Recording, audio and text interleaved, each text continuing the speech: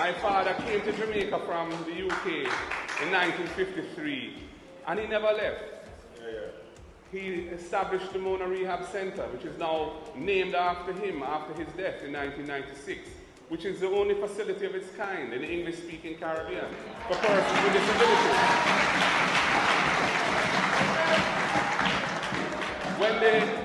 When the polio epidemic of the 1950s occurred, he was here as Jamaica's first orthopedic surgeon.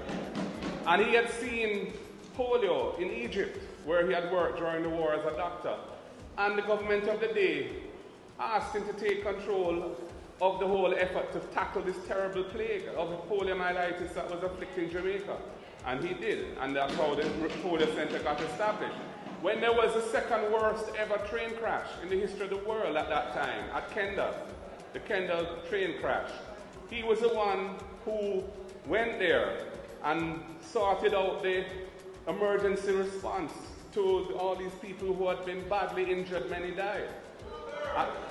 And he built Hope Valley Experimental School, where Comrade Jefferson and Comrade Julian both went, among others.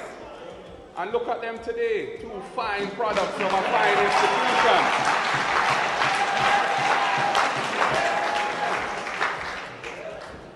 He was involved in the establishment of the Fish Clinic up in Papine. He was involved in the establishment of the Hope, it's now at the Hope Institute, which is the pain center for persons with terminal illness.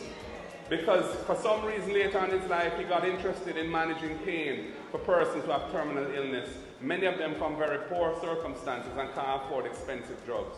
In fact, when he died, comrades, and we were going through his papers in his study, I found 6 pounds of compressed ganja in his cupboard, with a letter from the Commissioner of Police at the time saying Professor Sir John Golding is authorized to have ganja for the treatment of patients with terminal illness at the pain center.